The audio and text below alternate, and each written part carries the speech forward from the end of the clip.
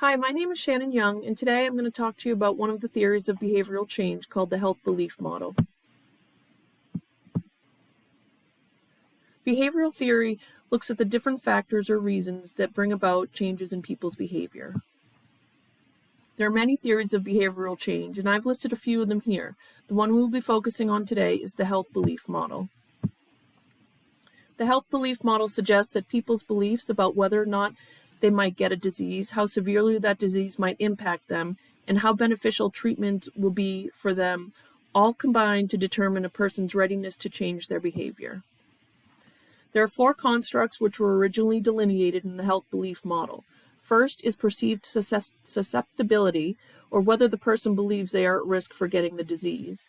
Second is perceived severity, or how deeply impacted a person believes they will be if they do get the disease.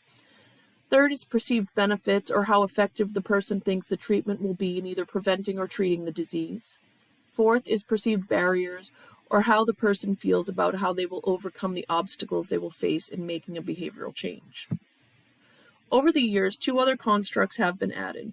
One is cues to actions, which are triggers that prompt someone to make a behavioral change, for instance, coughing or wheezing. The other is self-efficacy, which is whether a person believes that they can make the change successfully. If the sum analyses of these factors tips the scale towards the side of the net benefit, then the behavior change is likely to occur. There are a few drawbacks to the health belief model. It does not account for individual determinants, personal habits, people's non-health related behaviors, environmental and economic factors, and differences in people's access to health information.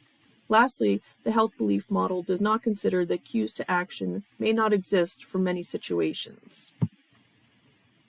I have provided a brief example for you to read on your own time and help you make the concept a bit more concrete.